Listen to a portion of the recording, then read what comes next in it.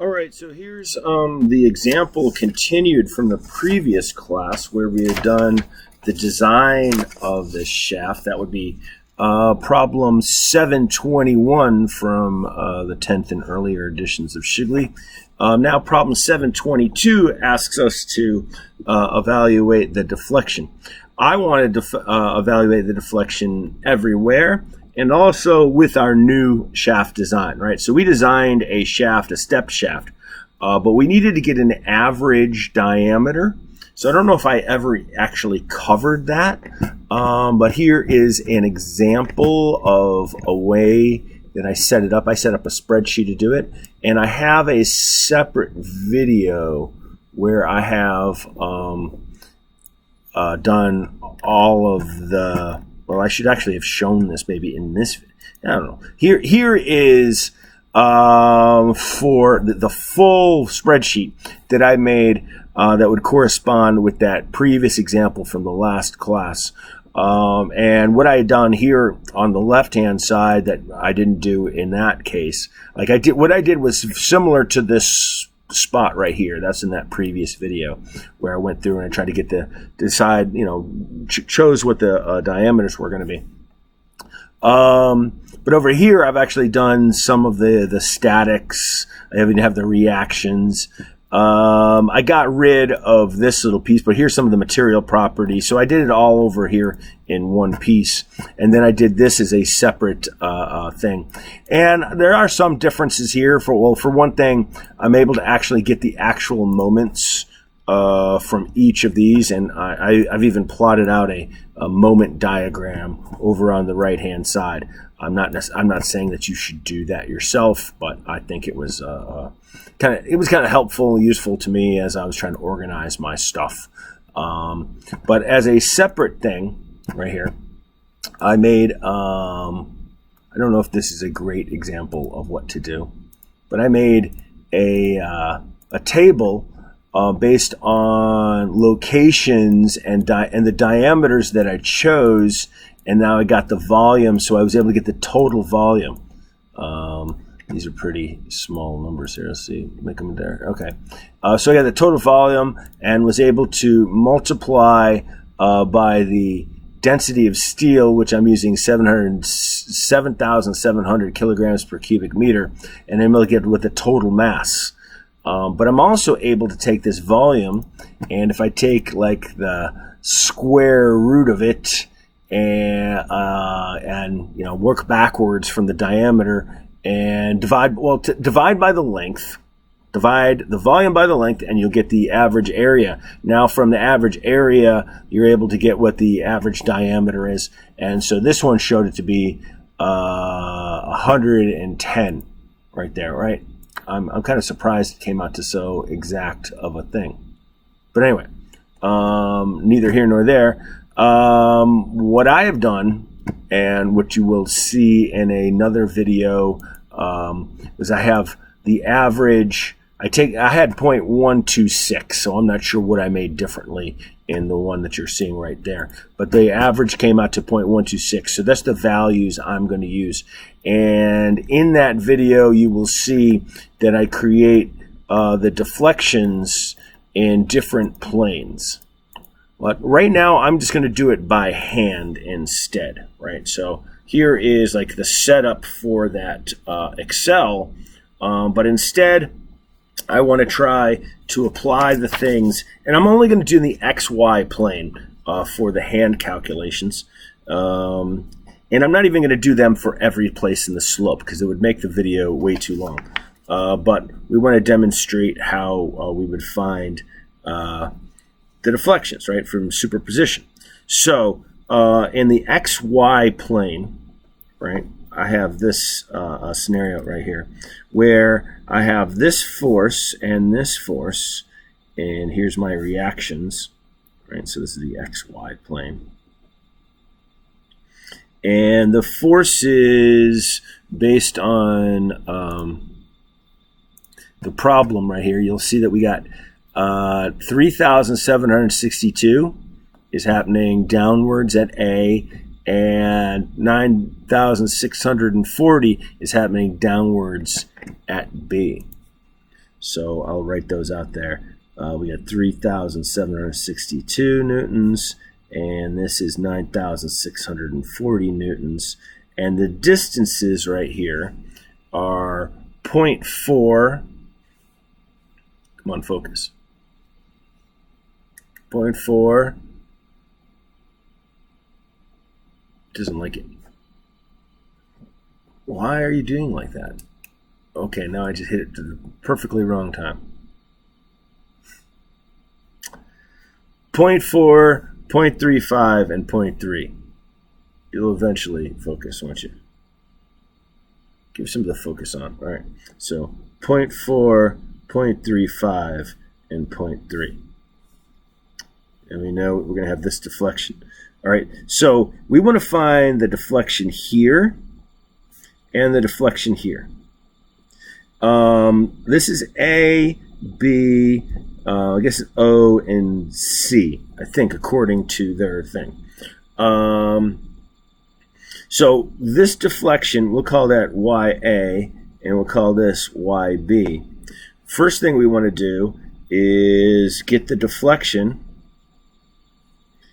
here at A due to A, right? So here's FA on here. So, and then the next thing we want to do is get the deflection right here due to FB, right? So that right there will be the deflection. I'll call it deflection of A due to B. Then if we want to get over here to YB, right, we would have, we'd start out with this right here. We'd have the deflection right here of YB due to A. And then lastly,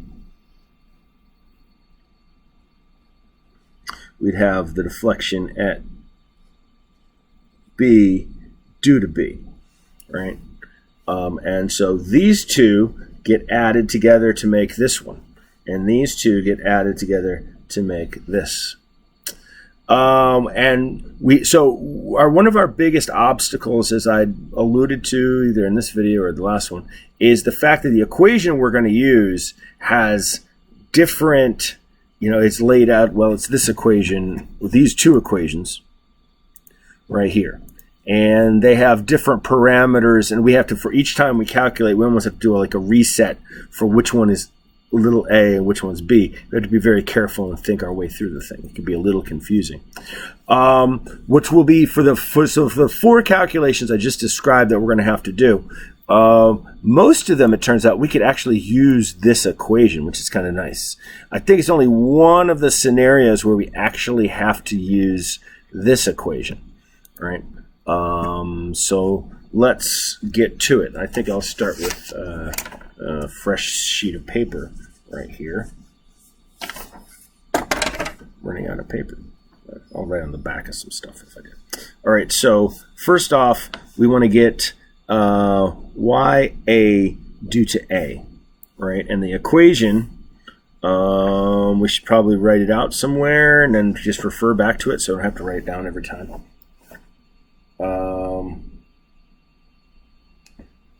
We will, yeah, I should write it down somewhere. All right, so let me just write it down. So looking at it closely, we have YAB is equal to FBX over 6EIL. And it'd be a good idea that 6EIL shows up a lot, just to calculate that once and be done with it, instead of having to calculate it every single time, because that'll save us a little bit of time and aggravation. Just make sure we get it right the first time, right? And I'll write out this other one right here. FA, whoops, I looked at it. FA, and that's the L minus X, and divided by the 6EIL, and then times X squared plus A squared minus 2LX. All right.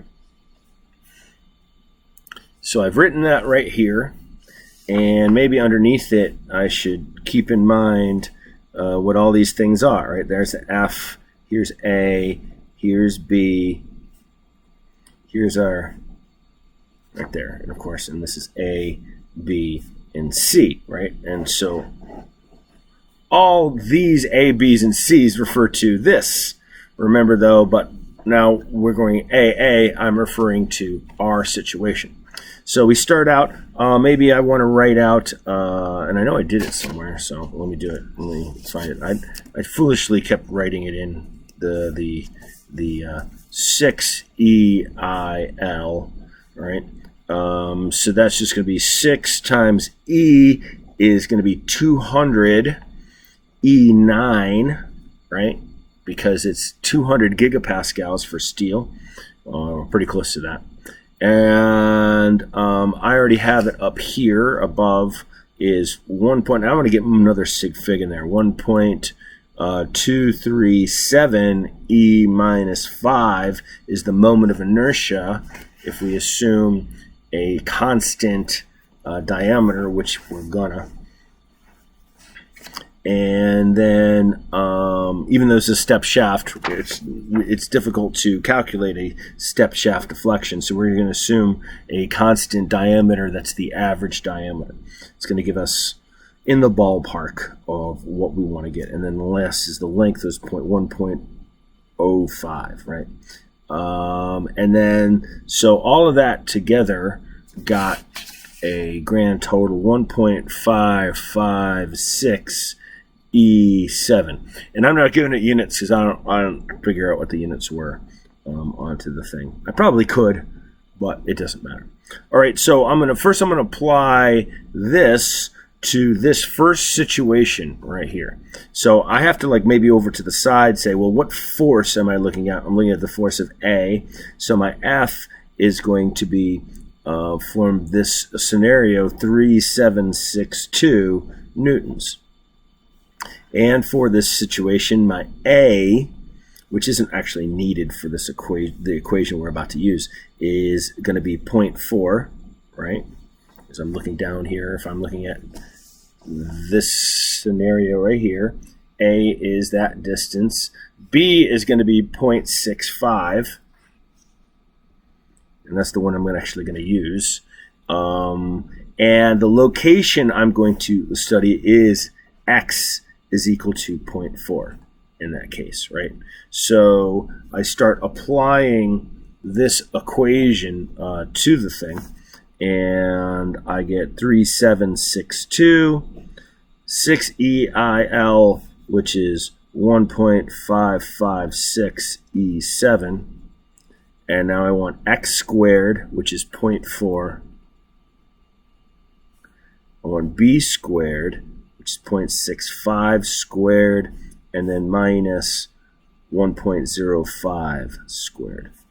And what I'm left with is, if I got it right, minus, and it's minus because it's, you know, that's just the sign convention, which seems a little weird to me because I could have picked that as minus because it's going down, but this was already going down.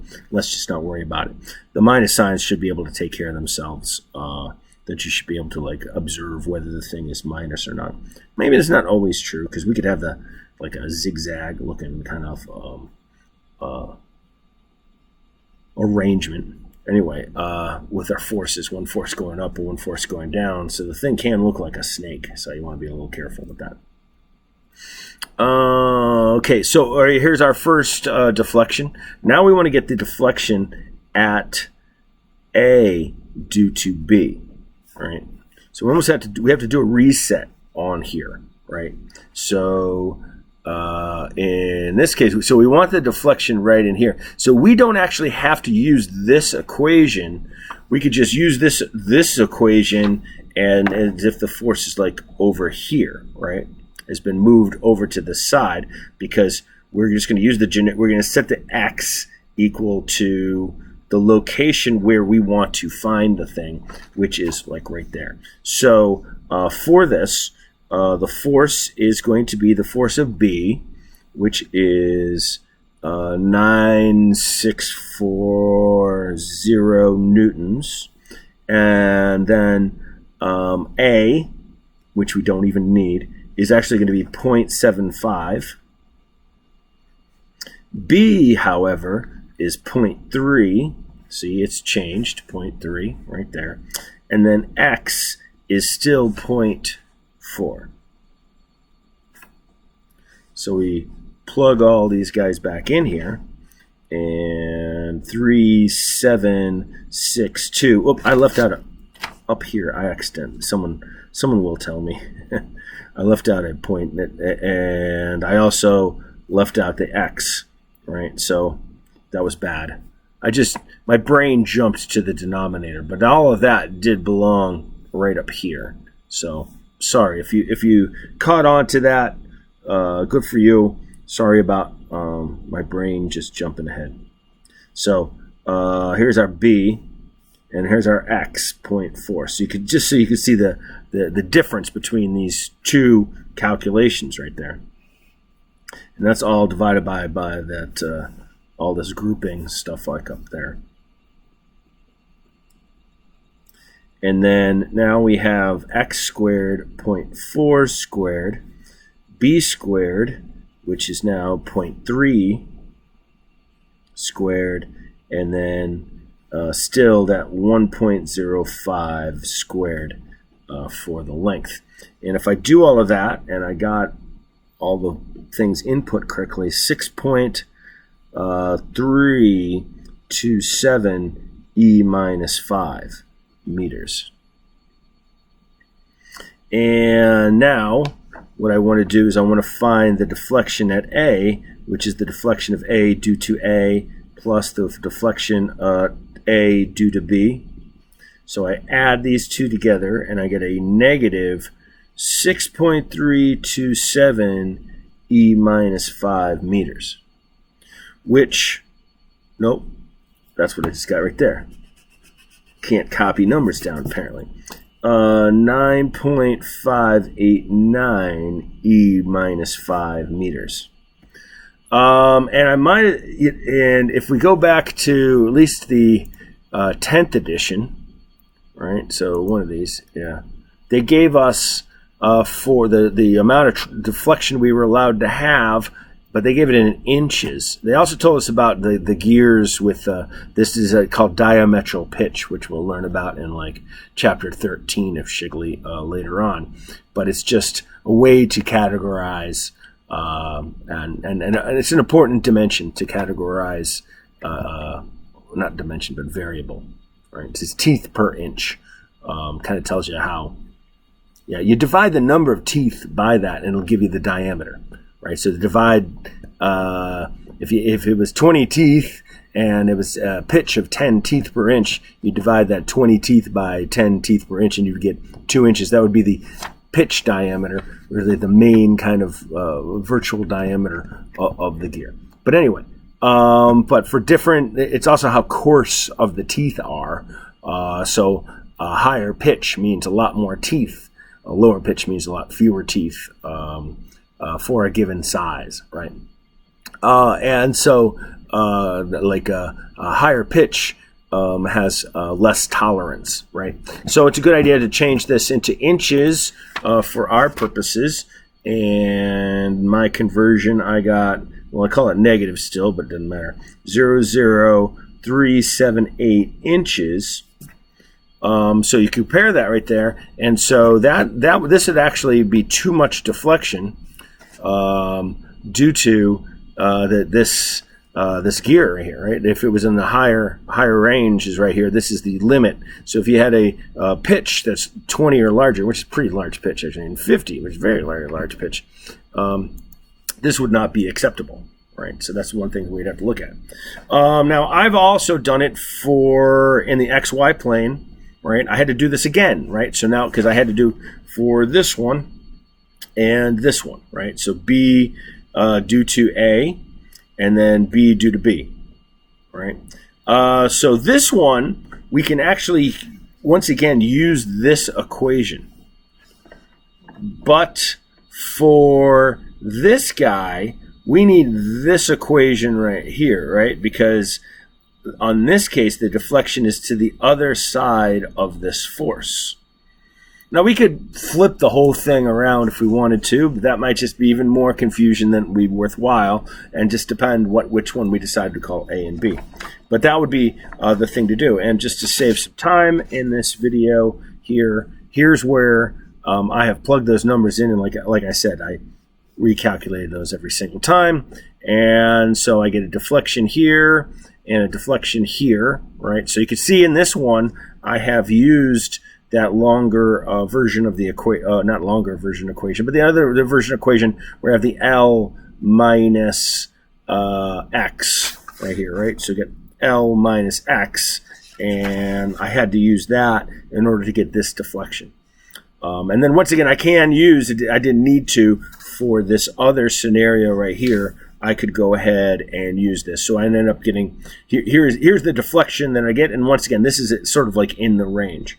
Now let me show what that looked like in my Excel spreadsheet over here, right? Okay.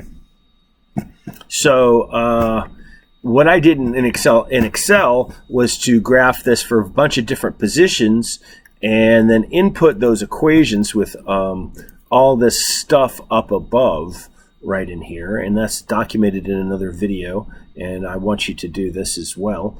But right here is where gear A is located. So here's, if you're looking here, here's the Y, or so here's the deformation from FAY, and it's along the entire length, right? So 1.05, we come down here, and I've also even graphed it. I think this one will be, yes, that's this is this is graphing those two equations, and when you get to, oops, get over here. When you get to this spot right here, you can see that the equations actually change. Oh, look, I actually did something. Okay, but anyway, you can see that which equations you use change. Yeah, there you go. And then I did it for here it was the Y due to FB. All right, and that's a whole separate type of. So right here, we're graphing that over here just to take a look and see. One of the reasons why for the graph is it helps to make sure that I got the equations typed in the correct way. And then what I do here for the slope, as opposed to what I'm about to do, is I can find the slope by taking the numerical derivative of each of these, right? So I find for the total slope, I take the slope, right? I just take the deflection divided by the increment, and we're able to find that, and that turned out to be really close to radians, right? When you have very, very small angles, they should be equivalent to each other. And then I even plotted those out over here, right? So that's the other one. Let's see, that's this one, I think. Yeah. So here are the values that I got at the ends, which is important, and then at the gear itself, and then down here at this other gear. To get these variables. And then I have this one down here at the bottom. And because I'm always taking the difference as I'm taking the slopes on these, the last one we have to drop one off. But you can see that they get kind of close. They kind of have a plateau, right? They start to get kind of flat. So anyway, by way of equations, right? So now we can rate out. I guess I'll keep continuing it down on this one right here. Now, if I want to find, okay, so I have two different things I need to find out. Actually, I have three different things I want to find out. I have, let's say, the slope right here, theta O, that I want to find out, and it's going to be made up of theta O due to A plus, right, so we have this right here, and then we're going to have the slope of this one. It's going to be theta O due to B right there. That's FA, and FB. So we have to keep track of those things. That's not so bad when it comes to here, because the equation that I'm going to use is fairly short, right? It's only when I have to go to, as I'd mentioned previously, the equations.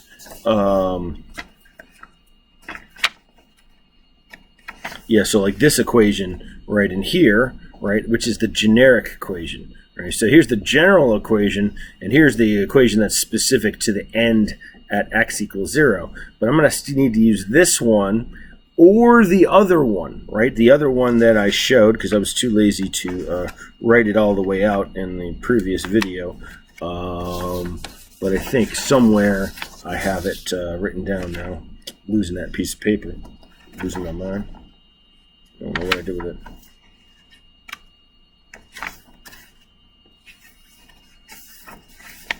Yeah, here it is. Here was the generalized equation. No, I wrote it. I did write it down. Here's the generalized equation up here, right?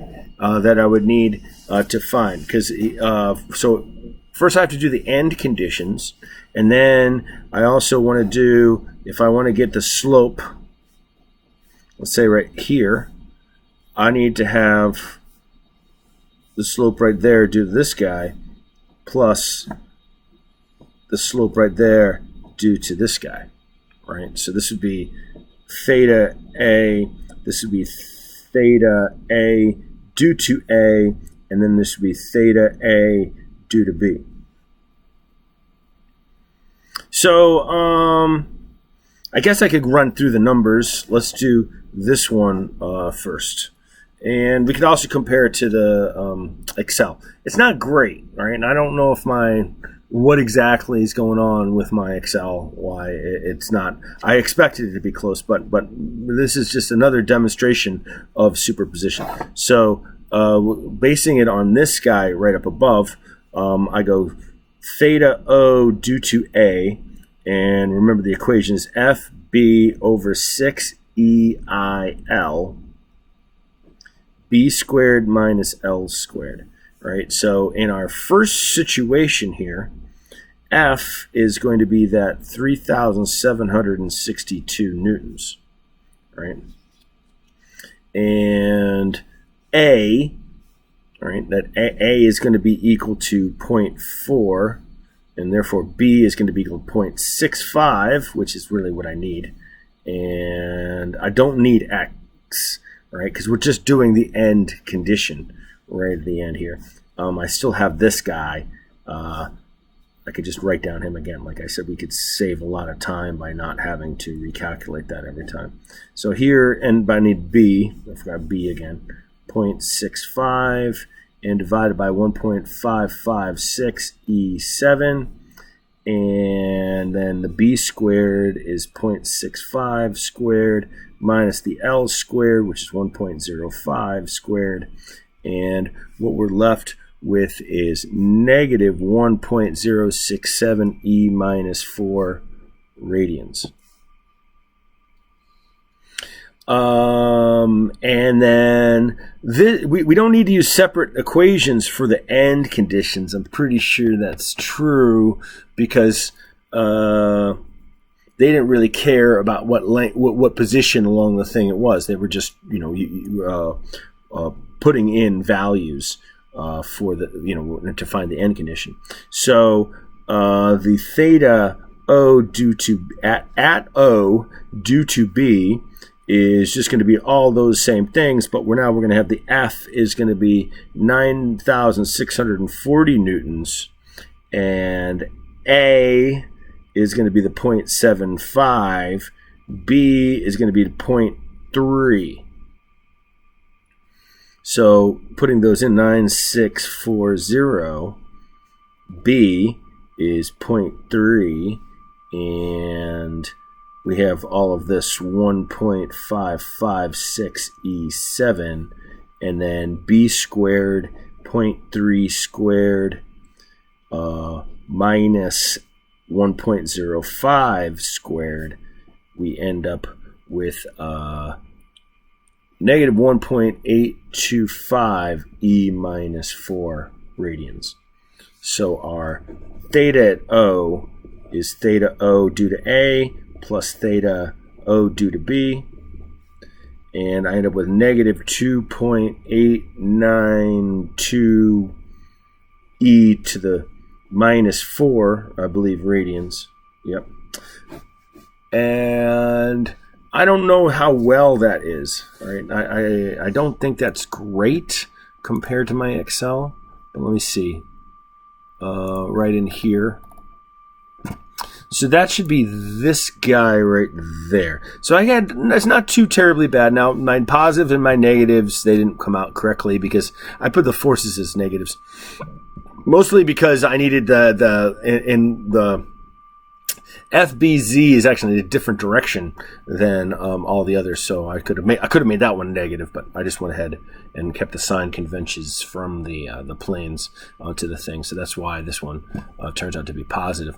But 2.94, let's get another sig fig there. 2.944 versus my 2.89. It's not terrible. It's not terrible. Not great, but it's this one is dependent on how coarse or fine my increments have been made. So it's really just some similar more stuff to look at. If I were to go through and do the example at A and at B, like if I had to do also at C, right, which I need to do, I need to check that bearing as well. That would be just make this example way longer than it has to be. You get the idea, basically, right there. I want to make this. I highlighted this. Now, up here in my spreadsheet, which I might not have shown in a previous, the instructional video for how to make this spreadsheet. I also I kind of did a summarized thing up at the top so that I could kind of and I pasted this thing in here to try to take a look. So that slope right there at the end, let's see, it should be, okay. So here's an important kind of thing that I pointed out in my one of the reasons why I made this instead of just doing this by hand, one thing that I won't be able to do by hand is to find out what the total slope is at a bearing, right? Because I'm only able to do that in one plane, and I don't think you can use the square to the sum of the squares. Although that would be an interesting thing to check out, actually. We could calculate that. But aside from that, what I did is I had the total deflection both in the X and both in the Y and the Z directions right here, right? So the square to the sum of the squares. So I have the total deflection, and then from that I'm able to get what the total slope is going to be, because that's going to be, that's what the bearing really cares about. It doesn't care about what plane the thing is in. That's what, up here I'm able to take a look at that, and I'm able to compare it to what my deep groove limits are. So I'm well within I'm totally okay when it came to the bearings, because this maximum that's allowed is 0.003, and I have 0.0003. So actually my end conditions are okay. But I also want to check out where my slopes of my gears are. And that's what I have this thing in green, like right there. And it actually depends on the plane. The plane that I drew for this sketch right over here that was trying to describe. For our scenario in our project. This is the one that we would care about. Right, how far away they are. But do we care about in the other plane? That's a good question. I'll have to think about that some more.